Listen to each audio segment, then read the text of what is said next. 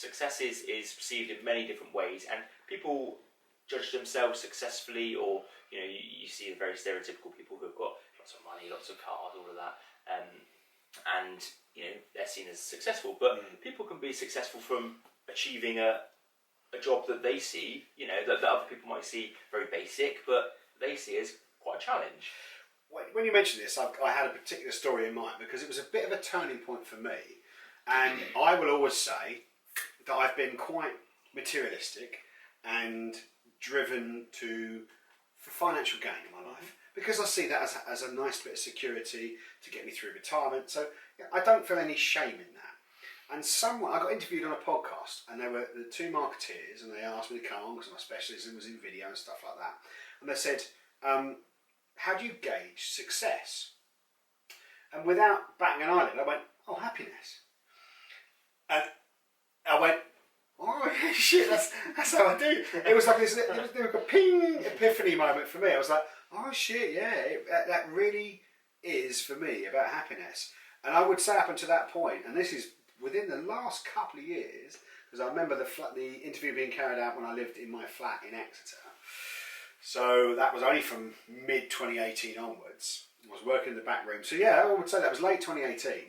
And I just went, happiness. And it really kind of concreted to me, yes, I will need some financial stability to get me through my retirement. And I want to be able to have that with, the least amount of stress possible. Yes, I can afford to pay my bills. I've got some food on the table. I can have a few adventures and go on holidays and just live comfortably.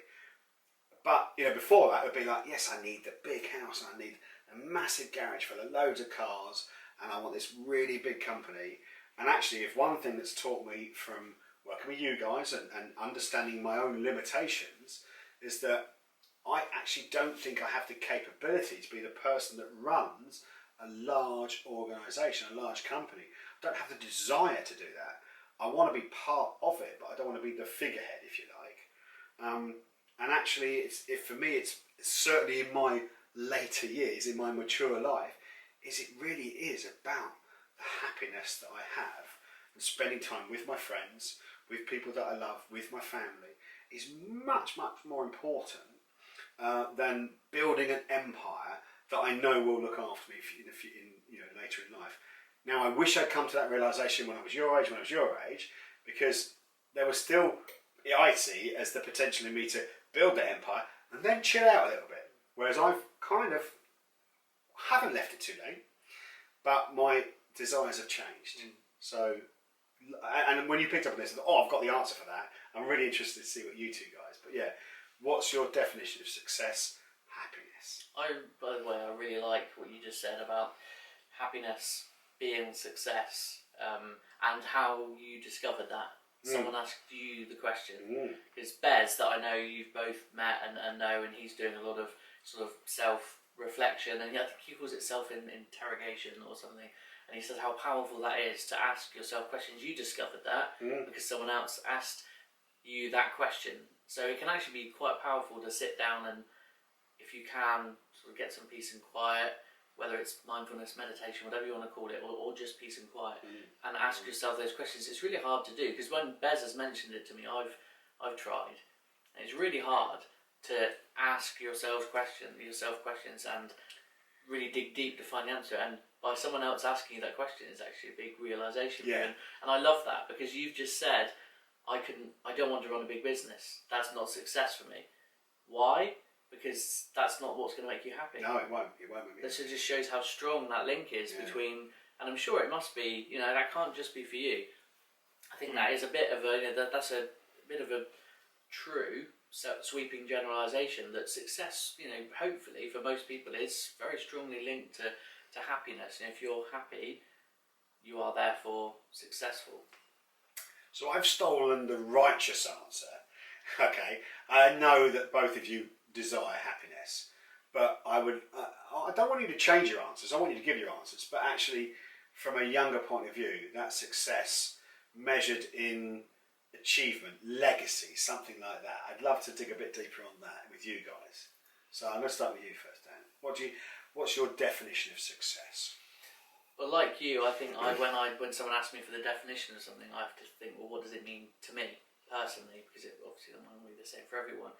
I've always been a bit of a people pleaser, which in younger years meant that my happiness suffered a bit because I do things to please other people. But I've always tried to carry that through life. I like to make other people happy.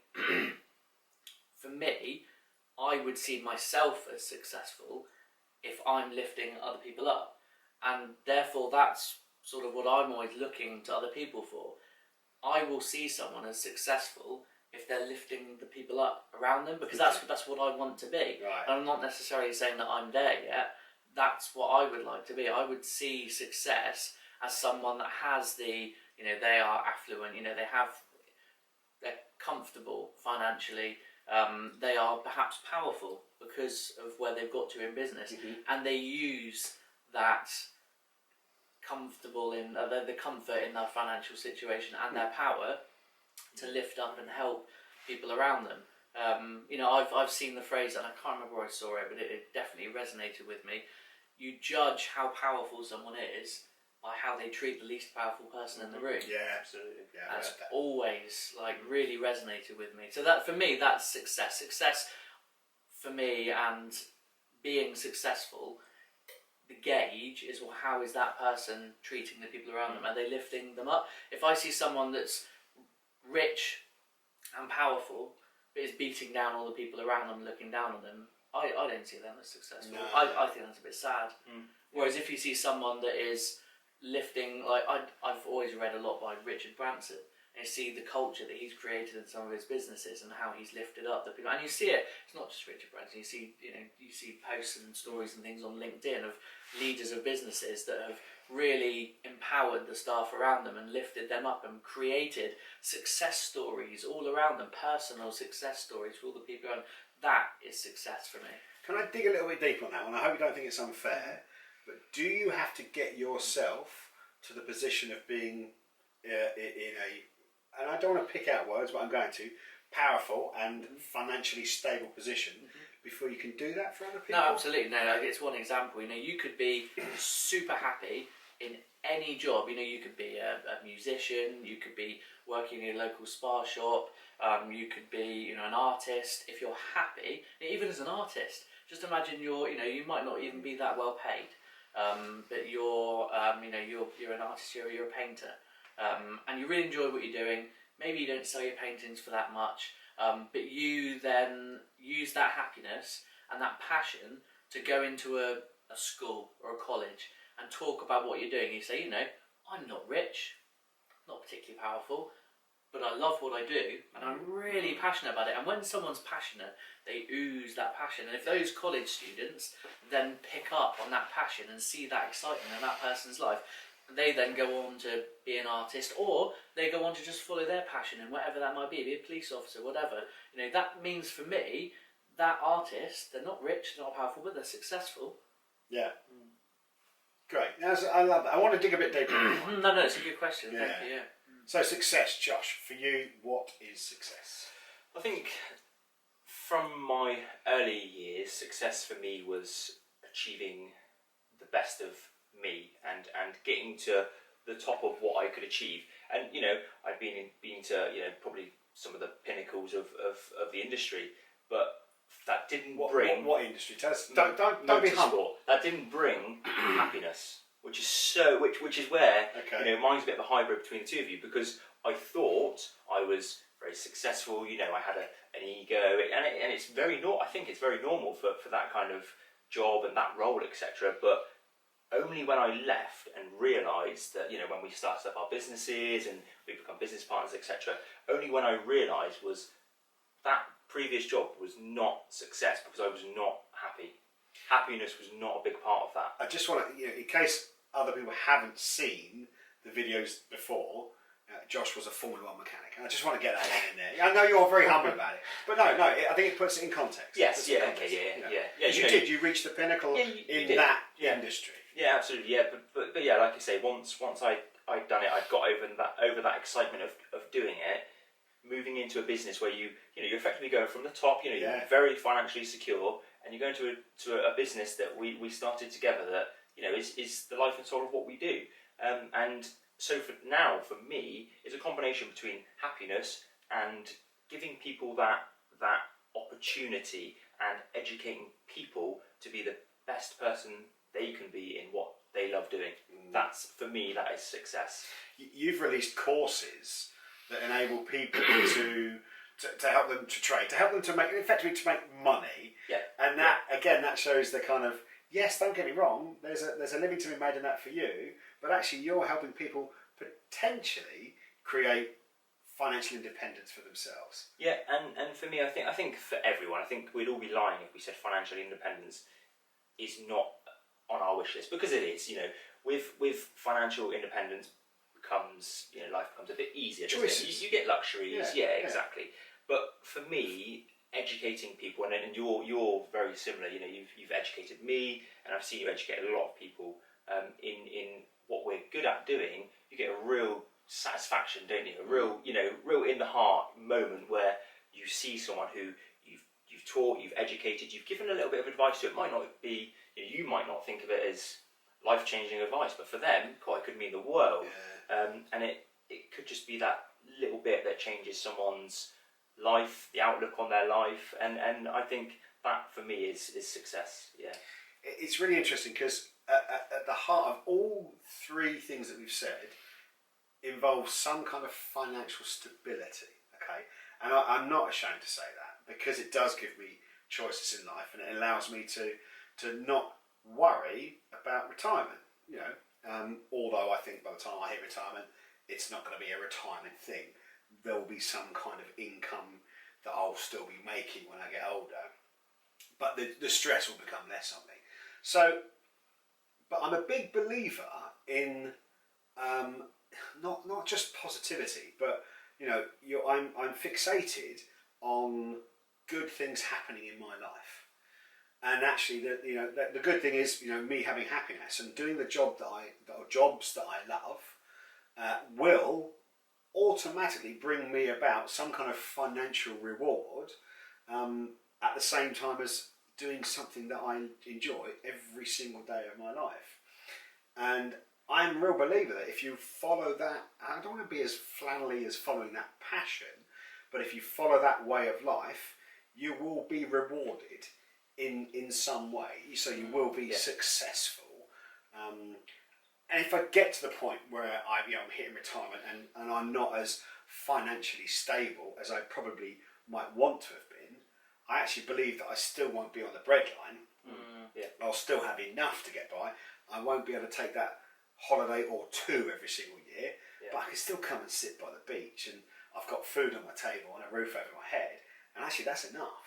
Yeah. So I think it's really important to not get blinkered with wealth. I think wealth is all around us. It comes in all sorts of different ways and wonderful ways. But I think running a business, for instance, if you are only focused on money coming in, you will lose a lot, won't you? You know, through whether that's personally, whether that's professionally.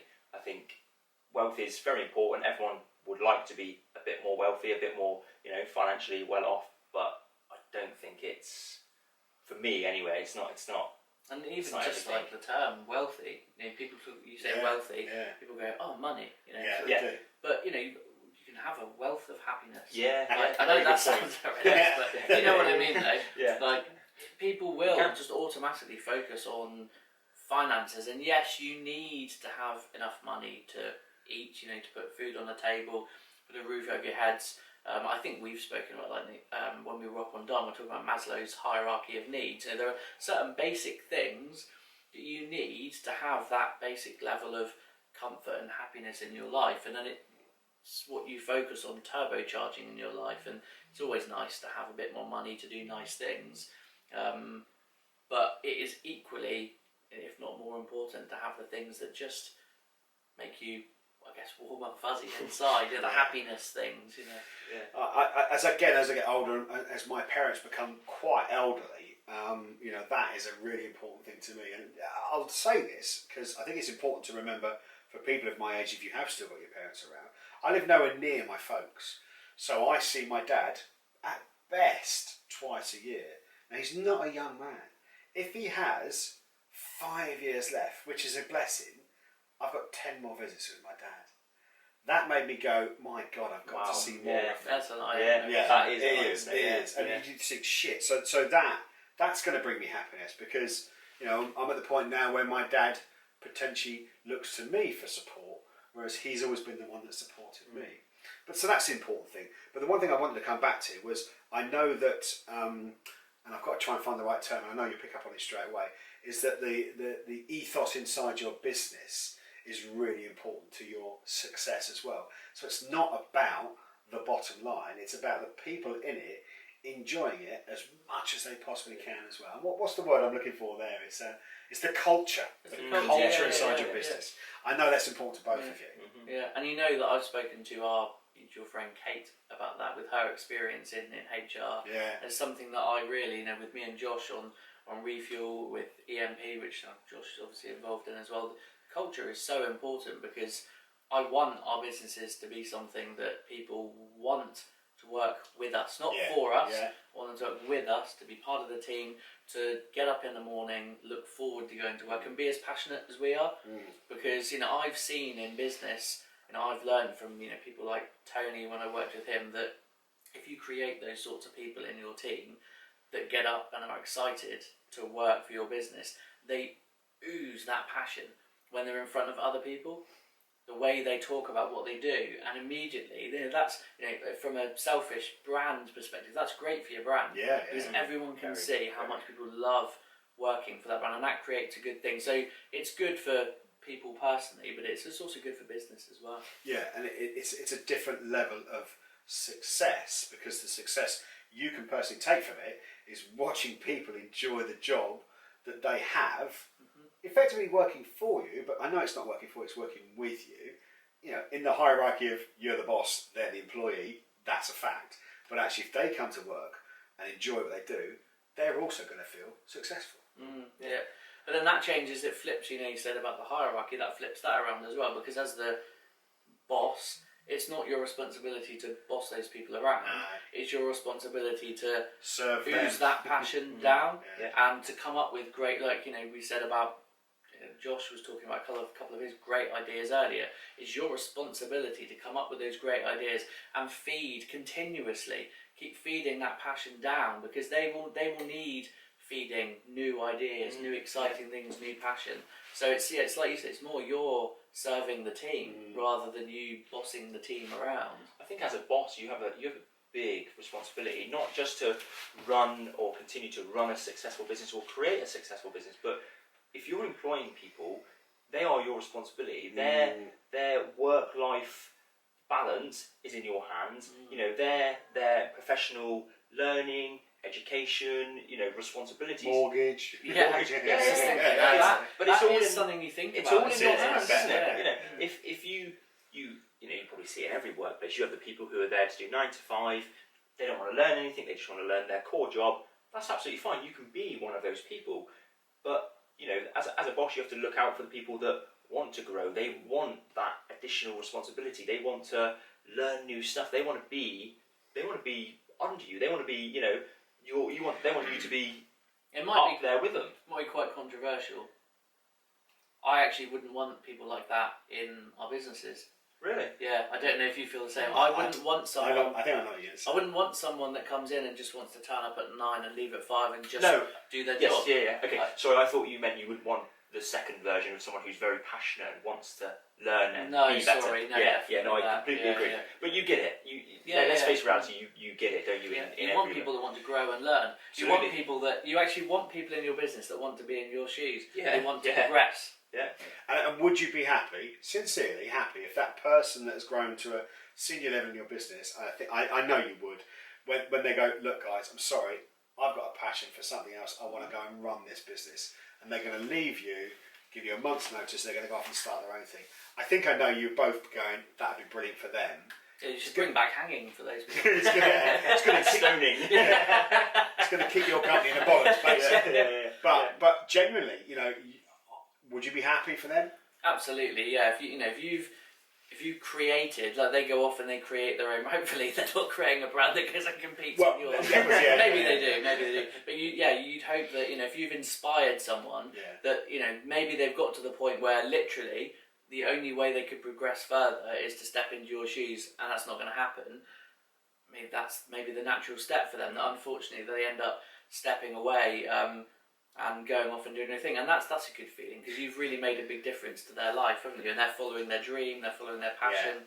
I said about Richard Branson earlier, and there's something that he says where you have to, I don't know if I'll get this right or not, but basically, you train people well enough that they could leave, but you treat them well enough that they don't want to. Okay, yeah, that makes sense. That is that is how I would. That's something else I'd like to instill in the culture of the business. That you really lift people up, you make them want to continuously progress, make them ambitious, make them want to grow, but treat them well enough and make them happy enough that they don't want to go off and do something else. Go on. Oh, sorry. I'm just going back to what you said about EMP, for instance. I remember when you were saying about making the culture of the business a place that people want to work, being an employer that is renowned for that atmosphere.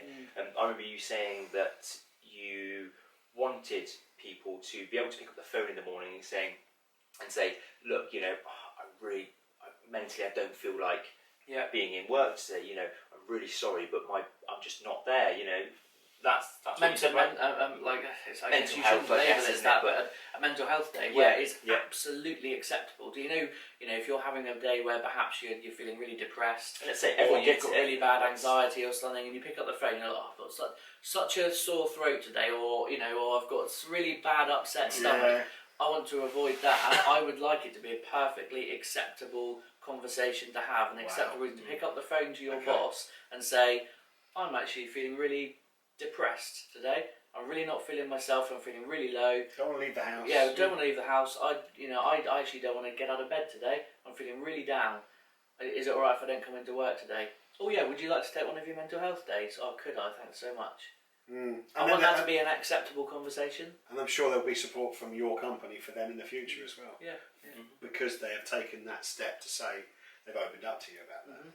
Well, okay, success. I'm happy that you've covered it. Yeah. What about legacy? I think I mentioned it at the beginning. Is it important to you that you leave a legacy behind? And if so, what is that legacy?